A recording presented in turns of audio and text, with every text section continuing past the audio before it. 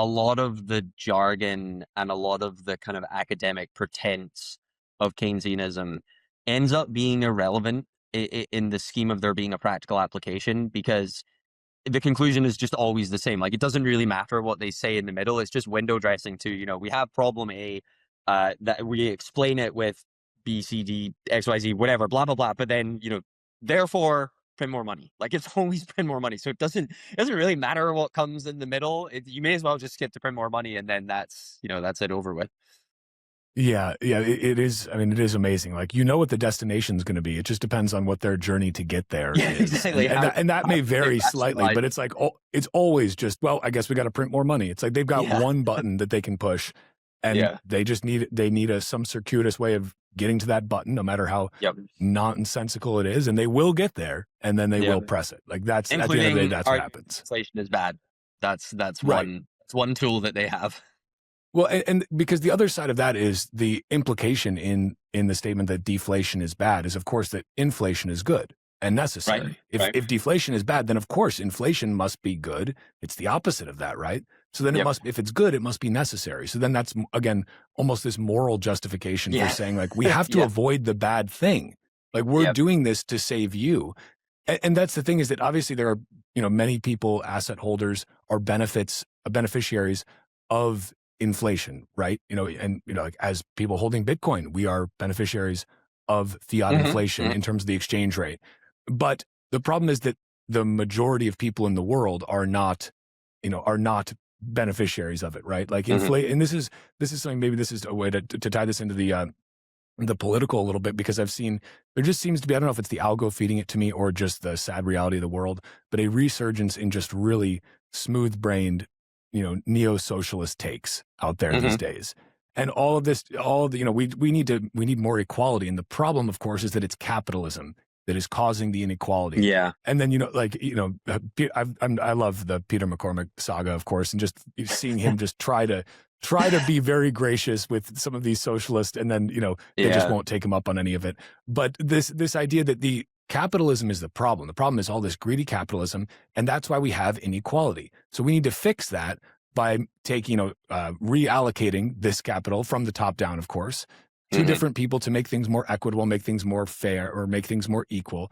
But they don't ever talk about the actual problem, which is like, inequality is a natural thing. The question is, do we have more inequality right now than we naturally would? And probably the answer is yes. But they won't address the fact that inequality is ultimately driven by the fact that fiat inflation benefits those at the top, those with the greatest proximity to the money printer, the most. And I just don't know because if you acknowledge that, then of course it tears your entire argument down, from the base, right? I mean, can a socialist ever acknowledge that fact and still be a socialist? Is that possible? I honestly don't know, because it's funny you bring up, like, Peter McCormack arguing with people on Twitter about this. I haven't, at least of late, I haven't seen him really go into Bitcoin, I suppose, but even this entire argumentation around, fiat money versus, even if not necessarily Bitcoin, more sound money as being relevant. Like, it seems like he's, for now at least, or in the context of those arguments, he's just sticking to basically socialism versus, I guess, what he calls capitalism. But because, I mean, he obviously does know, given who he is, given why we're talking about him at all, of course he knows the difference.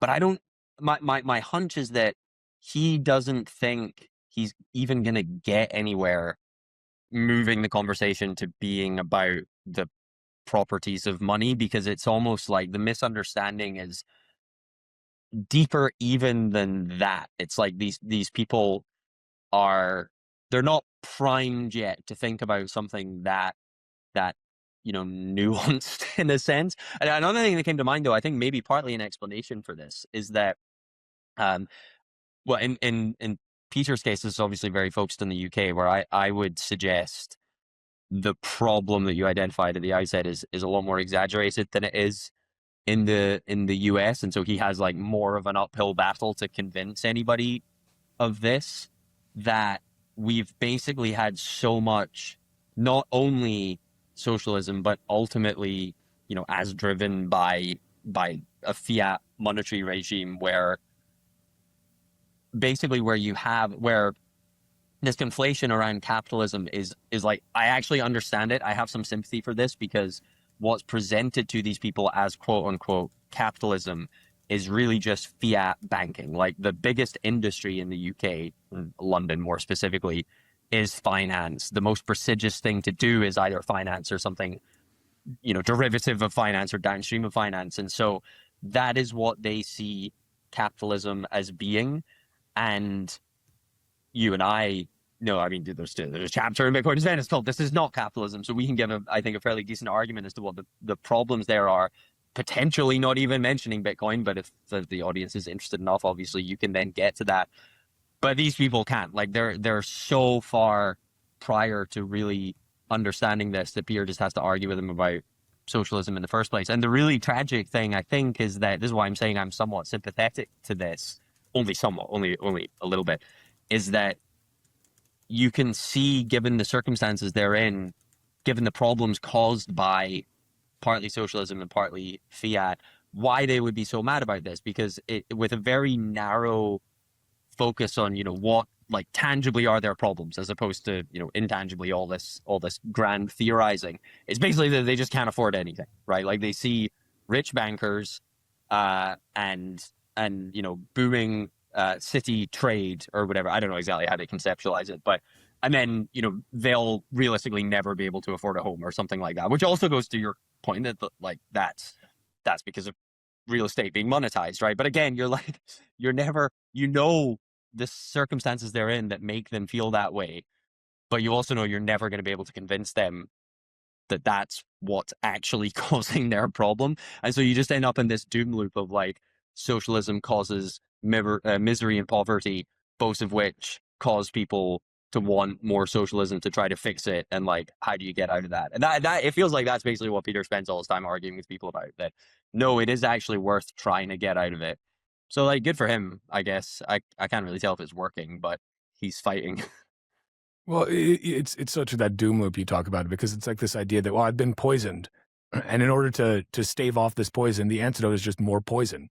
Like we just need to, like that. That's the problem with it ultimately, though, is that it's like you see all this evidence, and people, like rightly, as you called out, they have this conceptualization of what they think quote capitalism is, and maybe it's better to not even use. It's better for us to start using terms like free market, right? Because maybe capitalism has too much of a like a stain on it in their minds already. But it doesn't matter if you try to tell them like, look, capitalism is good, because they already know with beyond a shadow of a doubt that capitalism is bad and it's what causes their woes. And if you try to tell them, well, actually, like the governments that we have, like especially in the UK, but creeping in the US, like what you have is actually closer to socialism. Like you've got a huge amount of money being allocated and misallocated from the productive people and allocated towards the non-productive people. But if you try to say that, they're like, nope, that can't be true, because socialism is supposed to be the good thing. And if we just give the government more power, socialism will finally work this time. And it's like, I don't know how, I don't know if it's even, maybe enough people can be swayed where it's worth it. And, God bless Peter for doing the Lord's work out there, trying to deal with these people. But I just don't know if it's possible for people who have ideas that are so deeply entrenched. Like can you teach an old dog new tricks in this regard? I don't know the answer to that. I don't know if people have just, again, dug in their heels so far that there is literally no hope for ever convincing them, like, look, your entire worldview is predicated on a lie. And because they've made this part of their identity. That's the other problem. It's part of their identity that I am anti-capitalist, that I am pro-socialism, because I'm a good person and good people. And that's what it all comes down to, right? It's tied into your identity that you are somehow virtuous, you are somehow more moral, you are somehow more empathetic, you are somehow more good. I want to take care of everyone. Who wouldn't want to make sure, healthcare is a human right, and and you're just like, I don't even know where to start. And the problem is that, like, to us, it's a really dumb message, because like these things are just demonstrably false if they don't even pass basic muster.